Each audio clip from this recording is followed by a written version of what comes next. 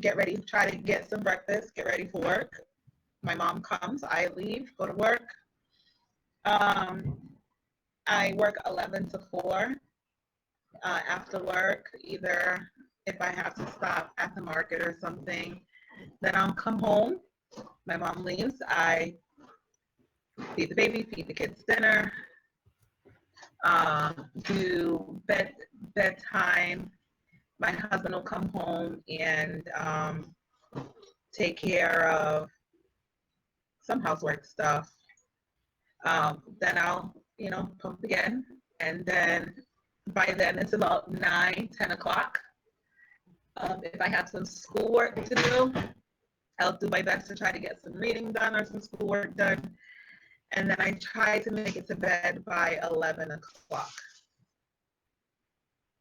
So there's a lot to do in your house. Oh, yes. That's Monday through Friday. So Saturdays, I don't have any school drop-offs, but my daughter does dance.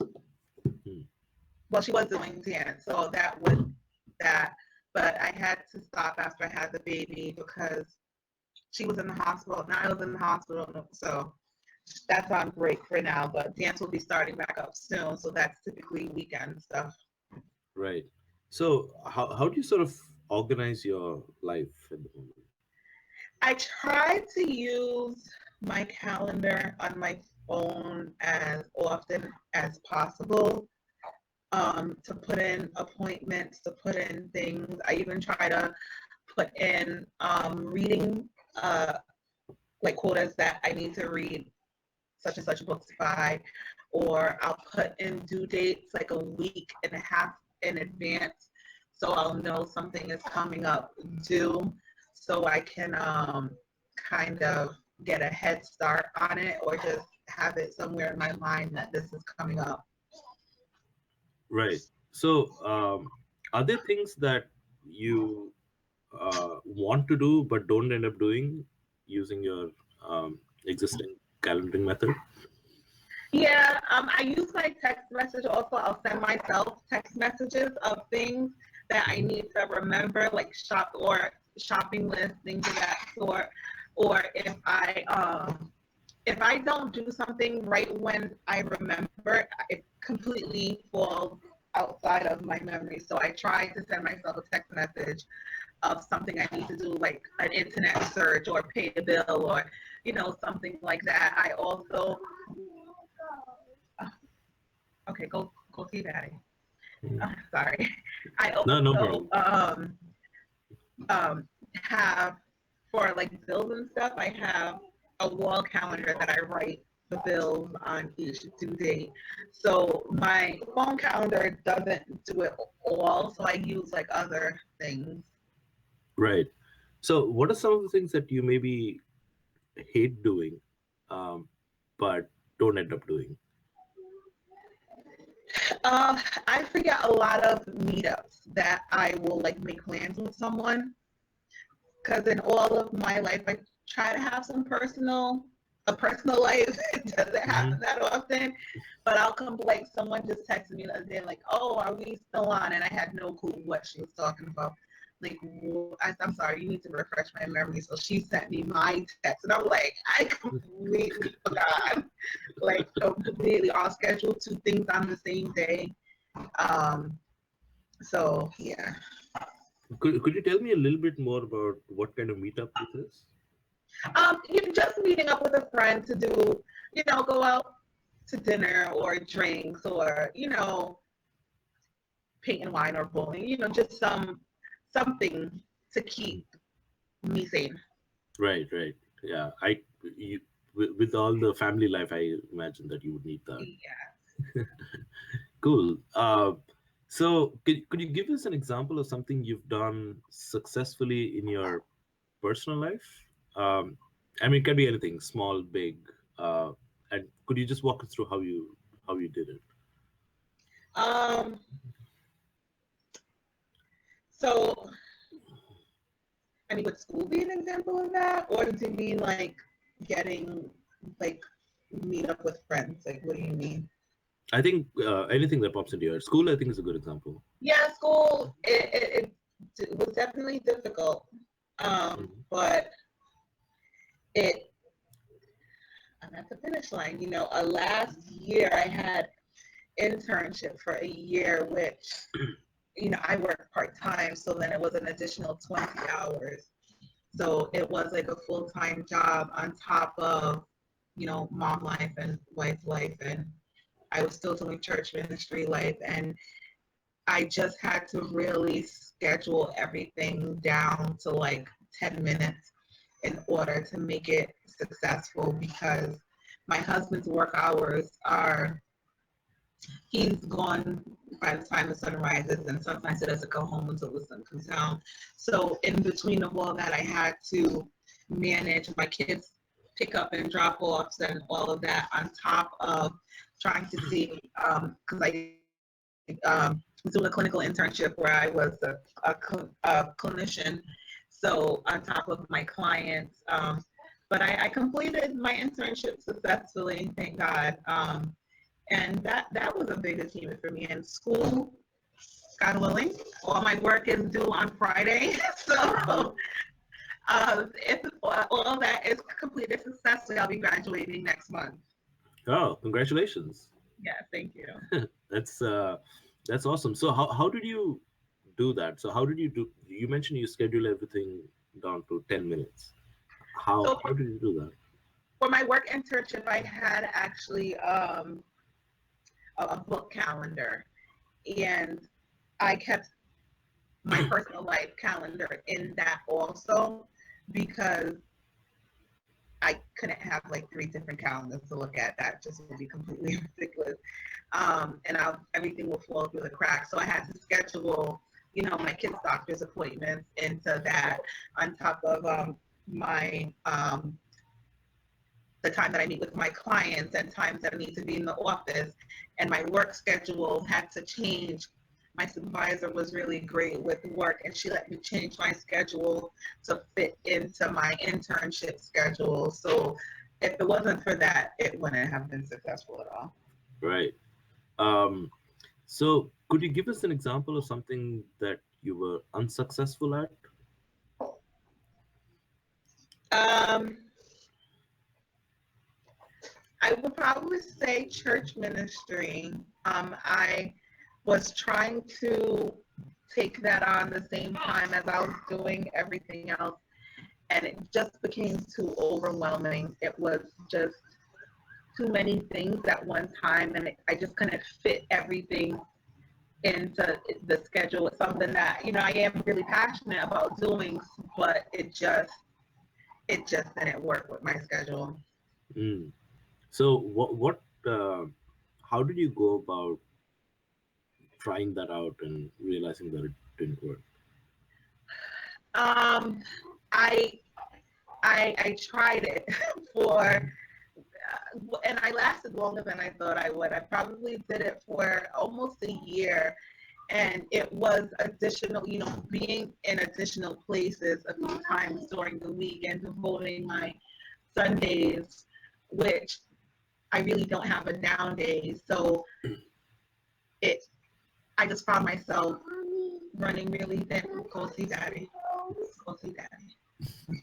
Found myself go see daddy. Found myself, I'm sorry, find No, no, myself that's fine. Don't worry about it. really thin. So I just had to, for my own sanity. And I also wanted to put in family time. And it was, if I didn't take one thing out, then there would be no time to spend with my kids or my husband. And I had to weigh the importance. So can we talk a little bit about your calendar? So uh, could you walk us through how you manage it? Like how do things go in?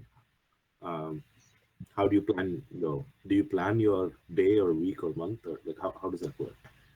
I definitely want to be better at it. I think if I did it more consistently, I'd probably be more successful. But as far as doctor's appointments go, as soon as they give me the next appointment date, I put it in my calendar.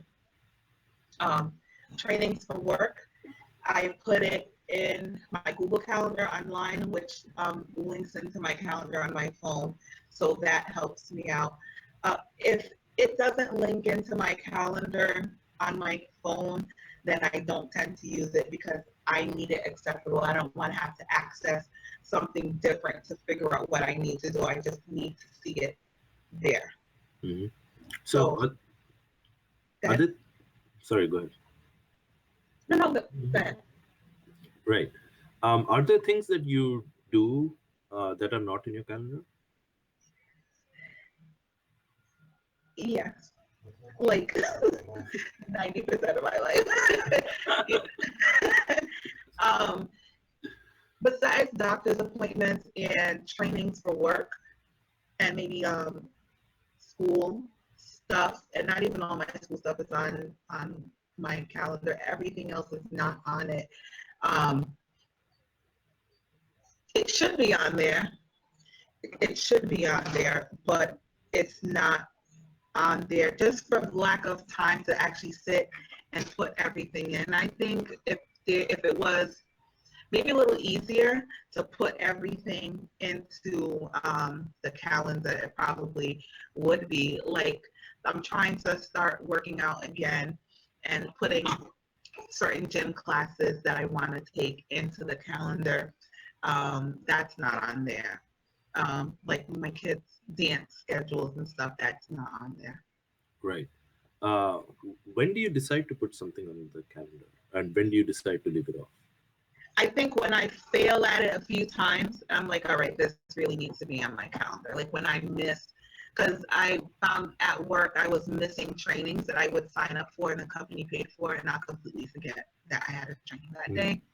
Um, and so that reflects poorly on me as an employee, and I didn't want that impression left.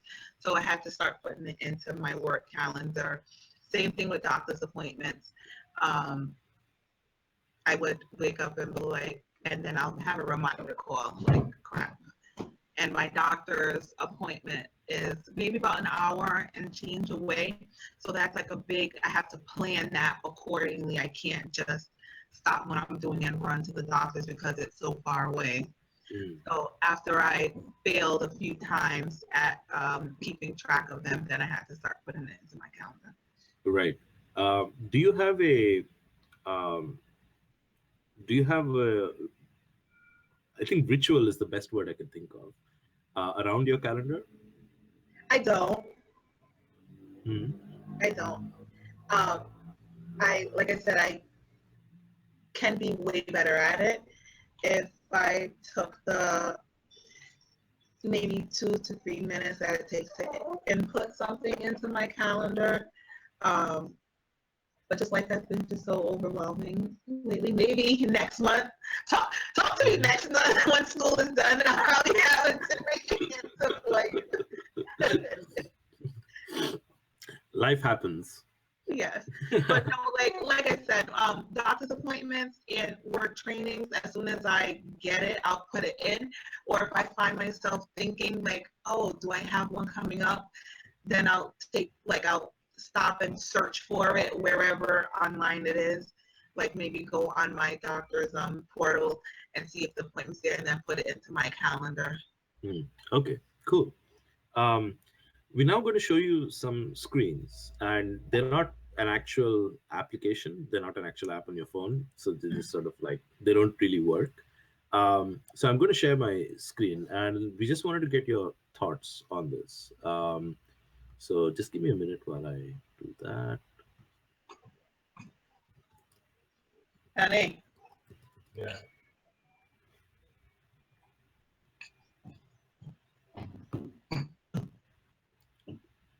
Let me know if you can see my screen, Wendy. I do 10 steps to get pregnant. It's maybe not the most topical for you at the moment. Yeah.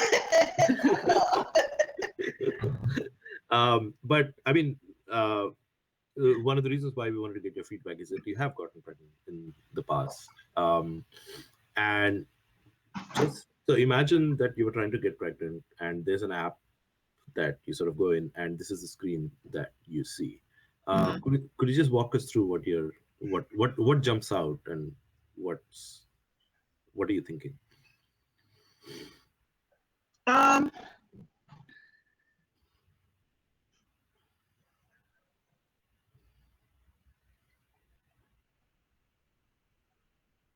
it, it, I mean, it just looks like something like an article probably that I would read that you would scroll through if I was interested in getting pregnant. Hmm. And when you were trying to get pregnant, was that something you did, or No, right? Um, so imagine that. So does it make a difference if it's from the internet? Like, would you call this information authoritative? depending on where it's from, because this is from an OBGYN from Kaiser Permanente, and that's like a trusted insurance, like health company, then I would take the time to look at these steps because it's from them. Right. Um, so imagine that there was no Amy Allister, MD, telling you this, Mhm. and this is just the app telling you this, right? Just the app. Um, Okay. does that change anything? I would glance it through and probably just see what I'm doing correct. If I was having problems, if I Mm. just, you know, if it didn't happen the good old fashioned way, um, then I would glance it through and see what I'm doing and not doing versus what the 10 steps are. Right. Okay. Interesting. Um, so let me move on to another screen. And again, this is not really topical, so I must apologize. But imagine that you were adopting a child. Mm-hmm. Um, and sort of similar question. Could you just talk us through what jumps out? Um,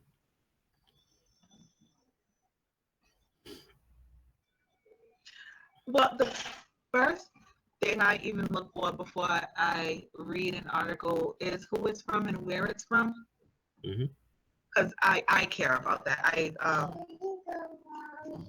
Thank you, honey. I want to make sure that it's a trusted source, so I look for that first. Um, So could I just ask a follow up there? mhm. When you say trusted source, what do you mean exactly? If the person who's giving the information or the agency has credibility. Okay, and how do you judge that? Um, I look at the name. Sometimes I'll like just do a quick search and see who the company, who the organization is. Right. So in this case, how would you make that judgment? So I see Greg House MD, specialist with Adopt America. So I'll probably just open a separate page and just put in Adopt America real quick and see what comes up. And I'm not gonna spend like hours searching. It's just gonna be something really quick, Right. Okay. just to see, Cool. what comes up and who this Greg House is, Mm-hmm. and then Okay. I'll go back to the original and see what they have to say. Right. Do you imagine yourself following these steps?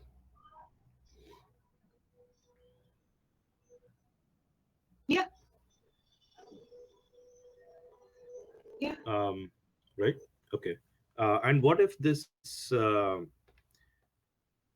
to you by the application and mm, there was no Greg House MD in there? How does that change anything? Um, then I probably would do more searching on the same topic and see what other like adoption sites have to say about how to go about starting an adoption. Right. Um, so, uh, is it important for you to know how other people have done it? Yeah. And how do you expect to get that information? By like testimonials or reading reviews or testimonials from like this says Adopt America. So Adopt America, see how their um, parents liked the process. Okay. Yeah. And this, just to clarify, is this independent testimonials or on a testimonial on Adopt America's website, for example? Good question. Probably a combination of both, Hmm. because anything on Adopt America's site is going to be favorable for them. So you would want to get, just a good variation. Right. Okay. Cool. Um, so just moving on to a little bit of a taking a little bit of tangent. Um, so let's say you're buying either a computer or a car, or something, like a similar big purchase. And like I know when I need to buy a car, I give um, one of my friends a call who knows more about cars than I do, to get their opinion. Mhm. Do you do something similar to that? I mean, it doesn't have to be for buying a car or anything like that, but for any sort of purchase decision. Um, do you have a friend that you call for certain things? Um, yes, but my first thing I do is always get on the internet and search. Hmm. Okay. I'll, So can you? I'm sorry, go ahead. Sorry, I was just saying. Could you give us an example of something you've purchased recently and sort of how that worked? So, we're actually looking to get a dishwasher. So I search for like the top, um, do a quick Google search for the top 10 dishwashers and then see what they are, what they do in their price range. And then I go to like a site like a Lowe's or Home Depot and read some of the reviews on it. And I always click the negative reviews first to see what people did not like about it versus what they did like about it. Hmm. And and depending on what the price point is, I'll find one of the top 10 that's in the amount that I want to spend. And whichever, so right now we're like down to, well, I'm down to two that I like. So whichever one goes on sale first, but after I did all of the searching and the reviews and make sure it has all the features that I want. Okay. So you haven't bought the dishwasher yet? No. Ah, okay, cool. Um, so fair to say, are you waiting for the? Just to make sure I heard you correctly, you're waiting for a sale to come up? Yep. Okay, nice. Good luck. I hope you get the dishwasher you like. Thank you. So imagine that you were sort of doing up your garden, right?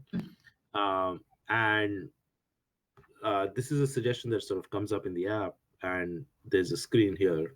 Um, do you imagine asking a friend or anyone in your social circle for help? Yeah. How do you imagine that works? Um, so we're going with the assumption that this is the like I want to do this in the picture, right? Yeah, the big assumption, but let's assume that. I'll probably say I would send a picture of the text saying, "Hey, I want to do this um, in my yard. Can you help me? Or where do you think I could get some of this stuff from? Or where do you think I should start?"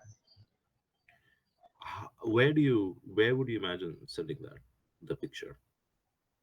Text message. Right. Okay. So, and is it to one specific person, or do you have a Um, um? Probably two or three that I have in my mind right now. One I would text message, and one I'll probably send a Facebook Messenger because I don't have her phone number, but I know she's into this kind of stuff, so I would Facebook message her that um, picture. Right. Are there instances that where you have done that in the past? Yeah. Could you give us an example? Um, so my sister is an event planner. Hmm. So like when my kids' birthdays and stuff come around, and I'll like look at things on Pinterest or party ideas that I like, I'll screenshot a picture and send it to her. I'm like, hey, I want to do this for the kid's birthday. What do you think? It's really useful to have a sister as an event planner in such situations, I would Yes, it is. say. She could charge her family. She would be rich right now. Oh, that is awesome. What phone do you use, just out of curiosity?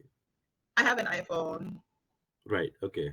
So it's just to make sure that I understand correctly. So you look at something on Pinterest and you screenshot it and send it over text message. Mhm. Okay. And how does that work? Does that work well? Yes. Did that work well for you? Okay. Okay. Cool.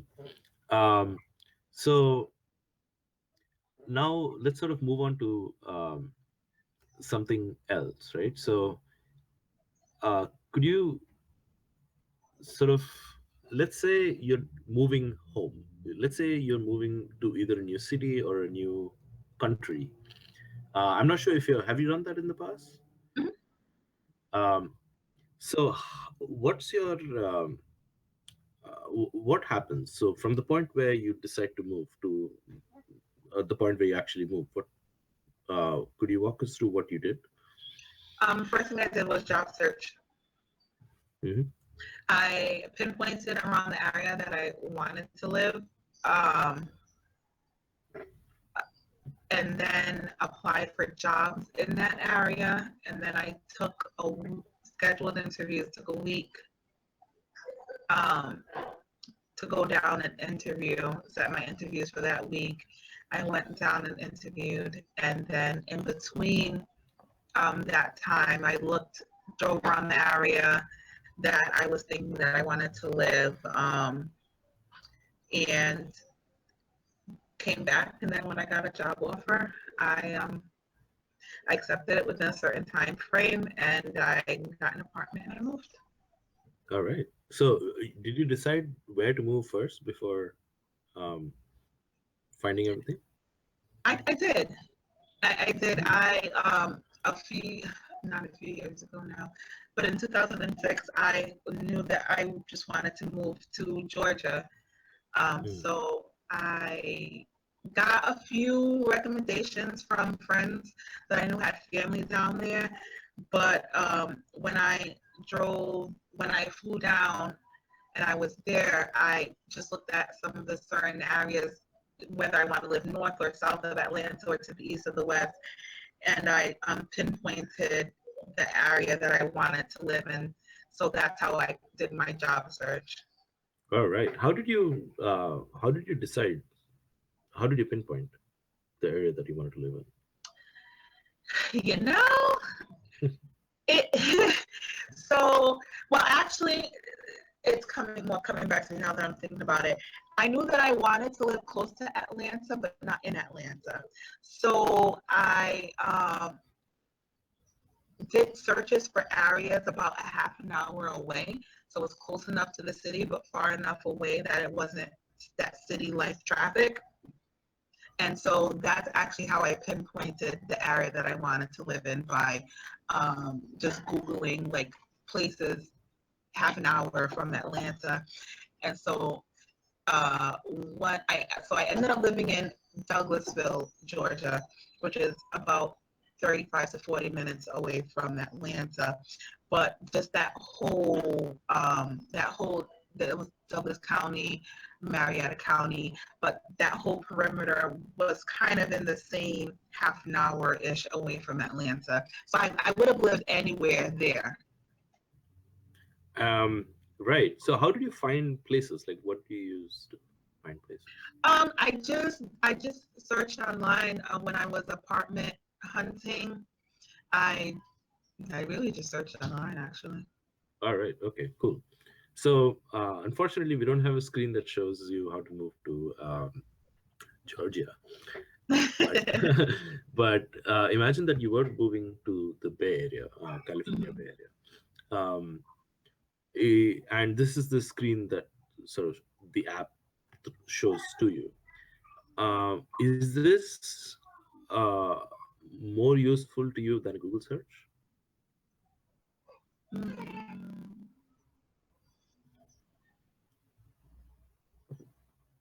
No, this is pretty useful. It has everything that I would want to search for, and even some things that I wouldn't like. See, now the 10 best public schools would be important to me. Then it wasn't. But just that it's all in one place is good too, because what I would think to ask or what I wouldn't think to ask is there already for me. Right. Um, and do you see the 224 people started Mhm. bit at the top? Is that important? Not really. Okay. What does it mean to you? That just means that more people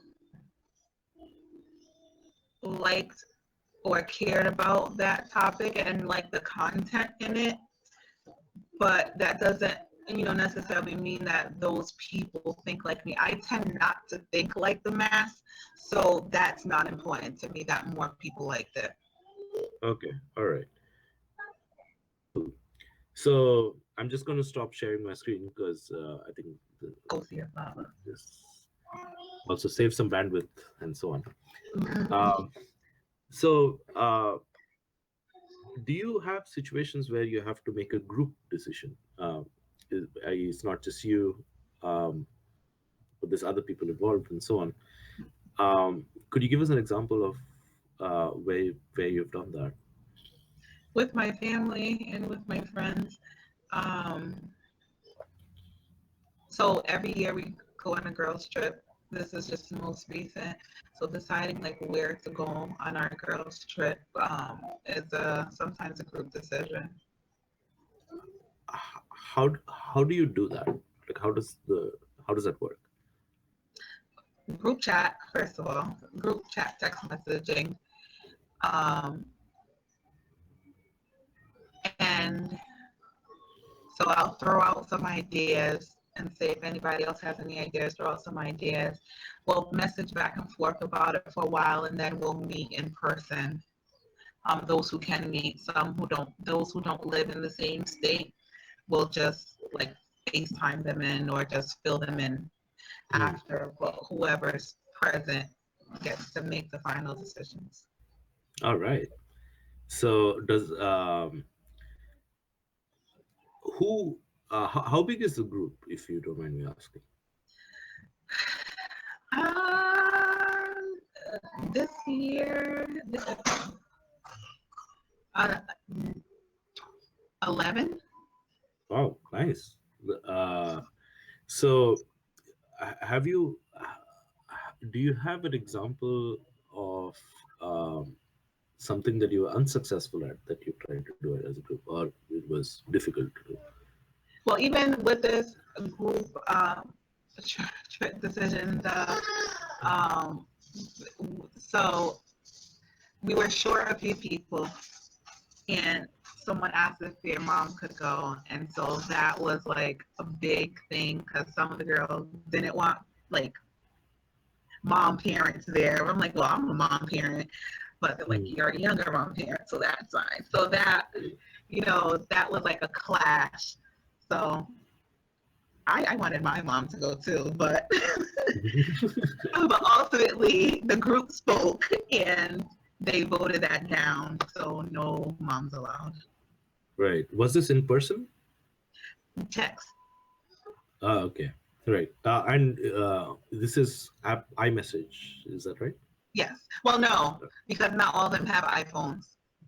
Okay. So how did you? So this was SMSs then, Yeah. text SMSs. Okay. Cool. Uh-huh.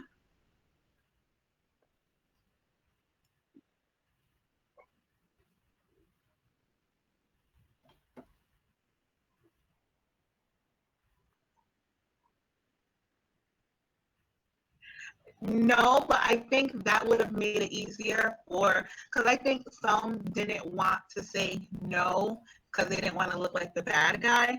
I think that would have definitely been, because even like we're asking, well, she probably is saying no for her because she doesn't want to. So that would have made it a lot easier for people to say what they really felt without having to out themselves. Hmm. Yeah.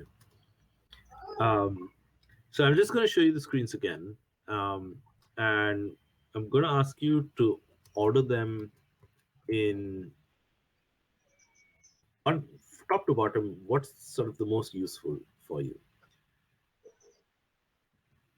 So I just let's run through them really quickly, right? So this is 10 steps to get pregnant, um, adopt a child, um, sharing an opinion, Mhm. and moving to the Bay Area. So if I were to sort of ask you to order them in terms of what's most useful to you, um, and what's least useful, um, You, what's your you mean the topic matter? no, in terms of how the information is presented to you. Okay, okay. Let me know if you want me to juggle through the screens. All right. So just for clarification, so on I don't understand what you're asking me to do. Okay, so um, let me try again. And I know this is hard.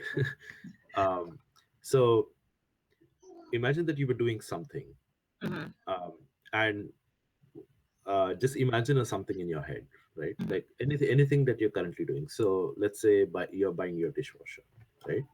Hmm.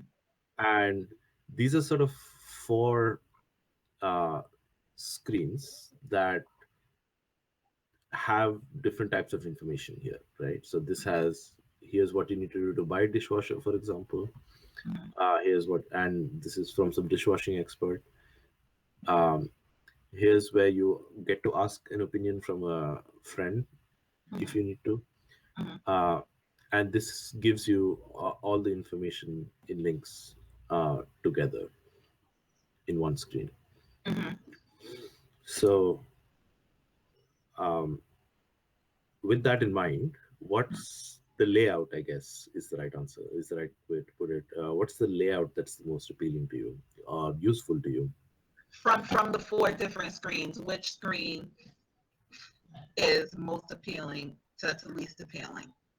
Most useful, I think, is what we're looking Most for. useful? Okay. Yeah, yeah. Um, I would say this is one. Mm-hmm. Get an opinion would be two. How to get pregnant would be three, and adopt a child would be four. Right. Um, so could I just ask a follow-up question around Mhm. this one? So why is this more useful to you? Because it has different sorts of information right there on the same topic right there. Okay. Okay. Got it. Um, I think I'm done, Tito. Do you have anything else? Uh-huh. Okay.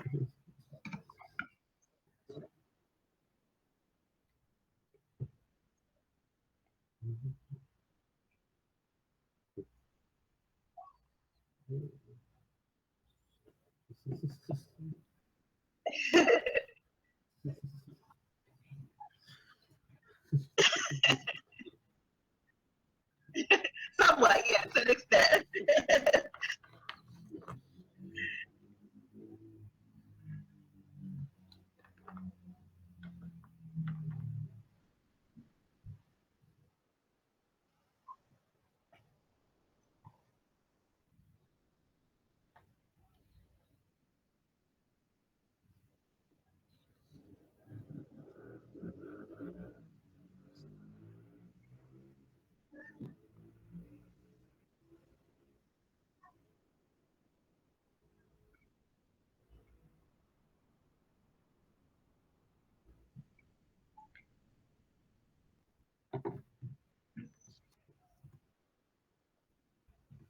Mhm.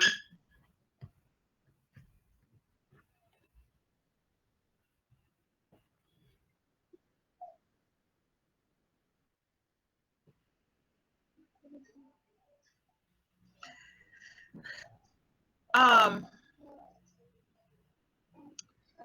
so the only I would okay, so the only reason why I would click on more on any of the numbers is if what is presented is not enough information for me to grasp.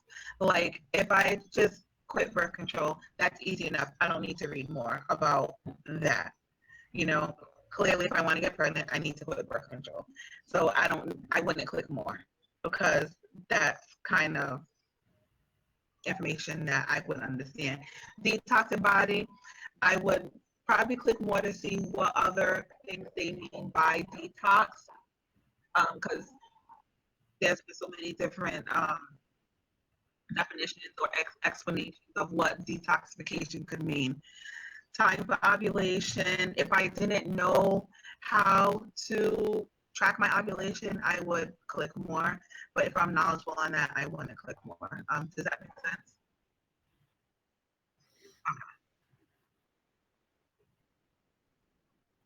I would expect to see probably more in-depth information. I hate when I'm reading an article and it says click more and it's like two more words and then that's the end of it. That is just you wasted my time. I hate that. I would expect more, maybe with the birth control, quit birth control. If I click more, I would probably want to know um, how long. I know they can't give exact, but maybe how long after I quit birth control could I expect, to get pregnant, or what my body, what does my body need to get rid of from the birth control? Like what in the birth control is stopping me from getting pregnant? How long would that take to leave my system?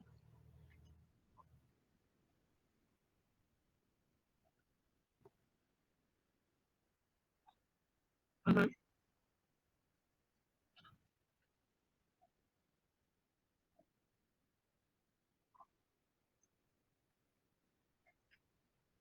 mhm.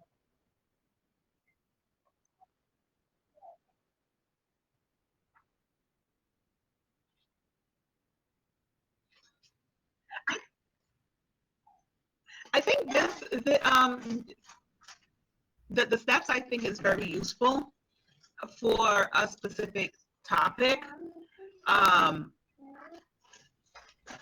yeah, I think that is very useful. But so in the in the layout of the moving scenario, I just thought that was so useful because when you're moving, especially somewhere new, there's just so much that you probably don't know to ask. And just because if you just ask one question, a few other things pop up that, oh, I didn't even think of that. That's important too. So let me click on here. So that just, but getting pregnant is just so specific that there's really, if you give me 10 steps I need to get pregnant, then you know, I don't think there's much more out of that. Unless maybe I tried all 10 and they didn't work, and I'll be looking for more. But let's just say I'm in the beginning phase. I'm like, all right, I want to get pregnant. What should I do? I think that would be sufficient.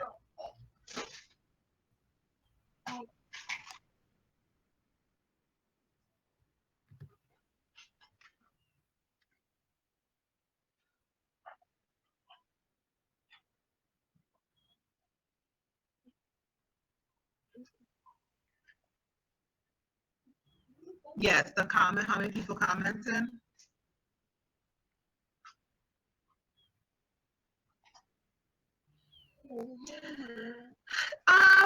Nothing really. It just that would just give me um like I said, when I research, I like to see what people had to say about it. So I the numbers really don't matter to me because it could one good comment could just be all that I need. So if 21 people commented, great. I might find like two or three great comments that would help me. Because like I said, I don't tend to think how everyone else thinks.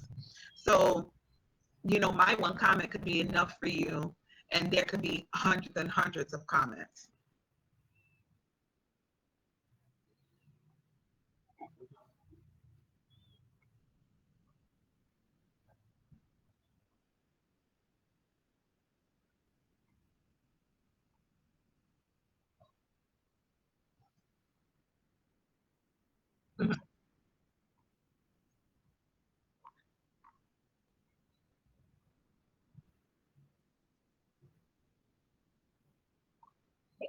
Yep.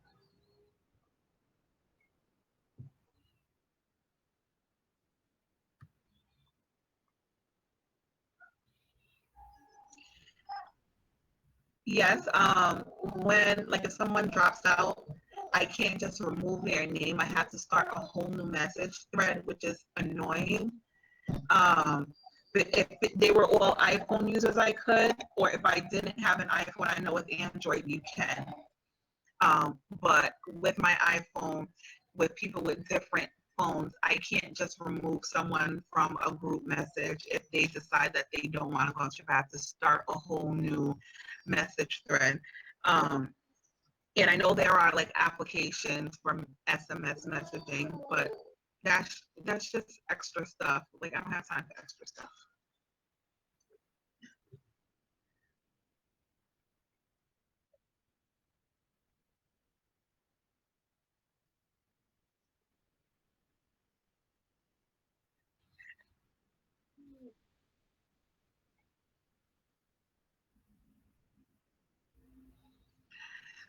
So um,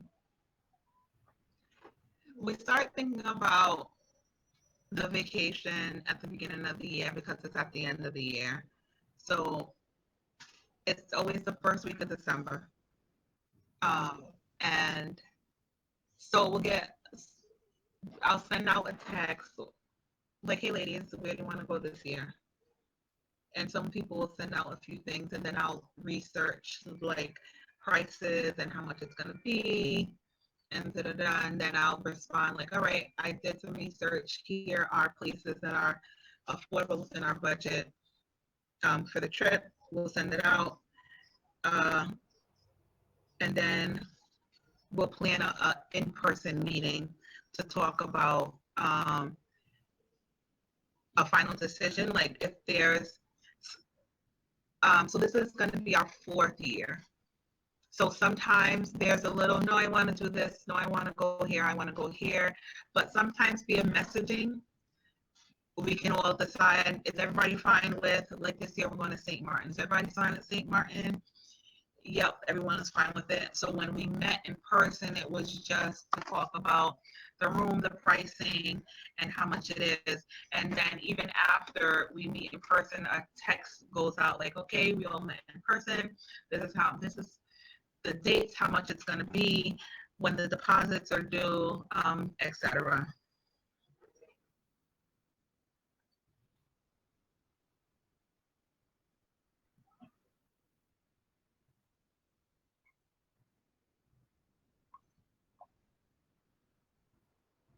So I'm the money person. Um, we So the first trip we went on was a cruise and it was super cheap. We got a really great deal. So that trip ended up being like no more than like $500 to $600 for a 5 day cruise, including plane tickets. So then the following year, we went to a resort in Jamaica, and I think that was about $700. So that had been the pricing. So I said, all right, guys, I want to go somewhere else. If everyone can't, we're gonna up the budget for the trip to about $1,200 per person. If that's not affordable to you, I get it. Don't go, but this is what we want to do. So we kind of talk about what the budget's going to be and how much each person is comfortable spending, and then they either deposit the money to me or cash out the money to me. like for the initial deposits, and then I'll let them know when payments are due.